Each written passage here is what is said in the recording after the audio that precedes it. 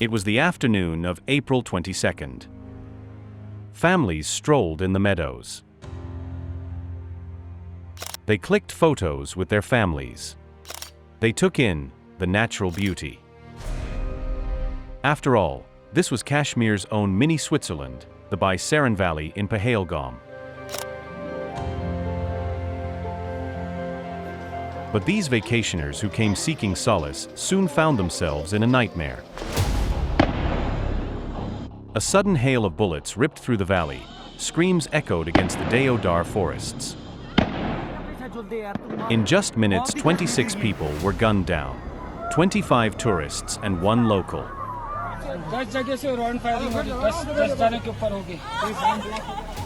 Blood pooled where picnics were planned.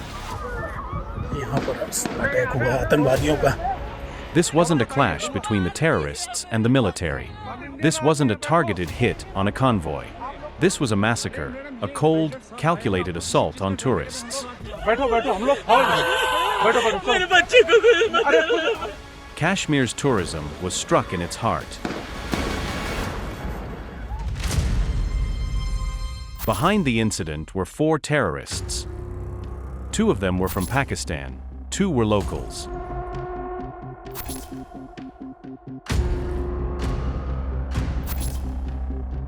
The message was clear and chilling.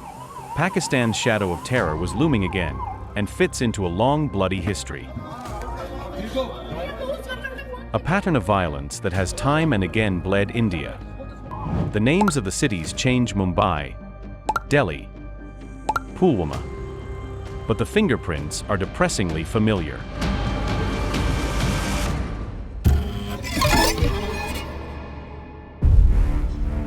It started as just another Friday in 1993, but by the time the sun hung low over the Arabian Sea, Mumbai, then still known as Bombay, had become a different city.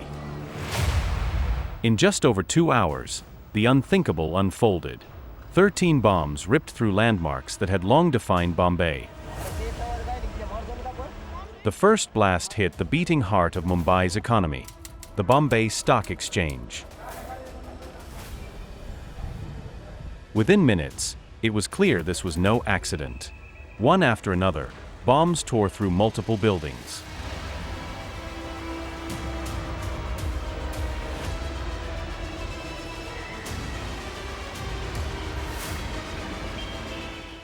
By nightfall, 257 people were dead.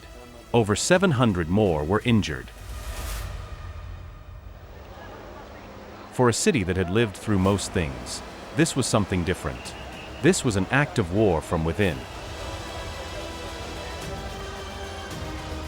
The attacks were allegedly orchestrated by Dawood Ibrahim, the leader of the Mumbai-based international crime syndicate D Company. Key figures involved included Tiger Maimon and Mohammed Dasa. It was later revealed that the planning received support from Pakistan's intelligence agency, the ISI. Tiger Maimon is still believed to be residing in Pakistan.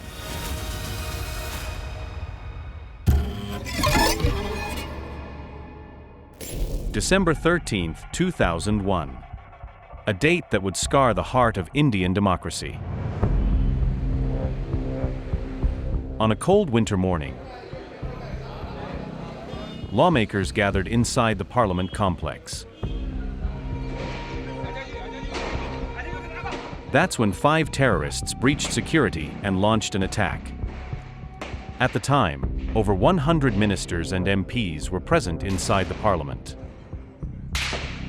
But this wasn't just an assault on lawmakers. It was an assault on the very symbol of India's republic. In a matter of minutes, 8 security personnel and a gardener were killed. The attackers were killed before they could reach the chambers. But the message was clear. No place was beyond their reach. Behind the attack was Pakistani terror group Jaish-e-Mohammed. It pushed the 2 countries to the brink of war. Nearly 1 million troops mobilized along the border. Muhammad Afzal Guru was one of the 2 men accused of planning the attack. He was tried and convicted. After 11 years on death row, Afzal Guru was hanged inside Delhi's Tihar jail.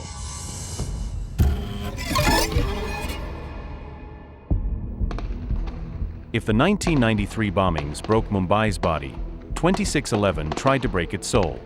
For 4 days and nights. 10 gunmen from Lashkar-e-Taiba unleashed a reign of terror.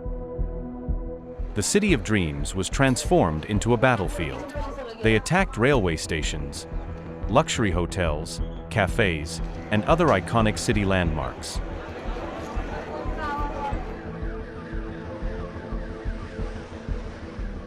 "175 people were killed when it was all over. Hundreds were scarred forever, their lives altered.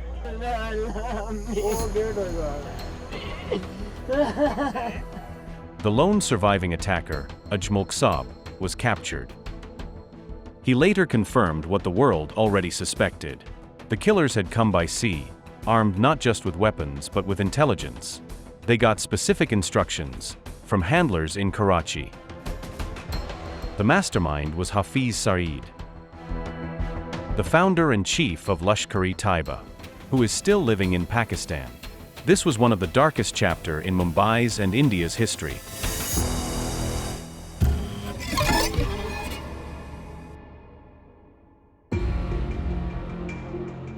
In December 2015, Indian Prime Minister Narendra Modi landed in Lahore for a surprise visit. It coincided with then Pakistan Prime Minister Nawaz Sharif's birthday. The visit was a sign of warming relations. But just days after extending an olive branch, India was met with a dagger. On January 2, 2016, 4 to 6 heavily armed Jaish-e-Mohammed terrorists infiltrated the Pathankot Air Force Station. For 17 hours, gunfire and explosions echoed across the base. 7 Indian soldiers were killed. The ink wasn't even dry on calls for diplomacy before it was washed away in blood.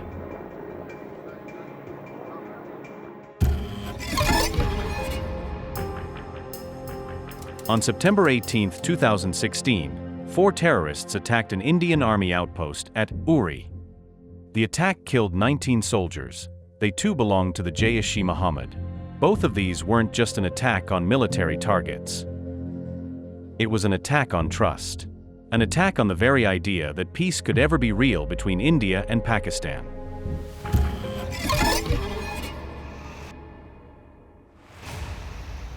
On February 14, 2019, a convoy of vehicles carrying Indian Army personnel was traveling in Pulwama. It was attacked by a lone Jaish-e-Mohammed terrorist. He was driving an SUV packed with nearly 80 kilograms of explosives. He slammed into a convoy of CRPF buses, carrying men who were simply on their way to serve. In an instant, 40 lives were lost. It was the deadliest terror attack on Indian security forces in more than 3 decades. And it wasn't random. It was a calculated attack. Pakistan, as it had in the past, responded with predictable denials. But the patience in New Delhi had finally run out.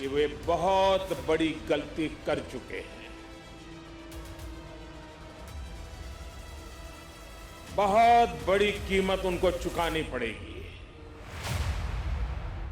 2 weeks later, India responded not with words, but with action.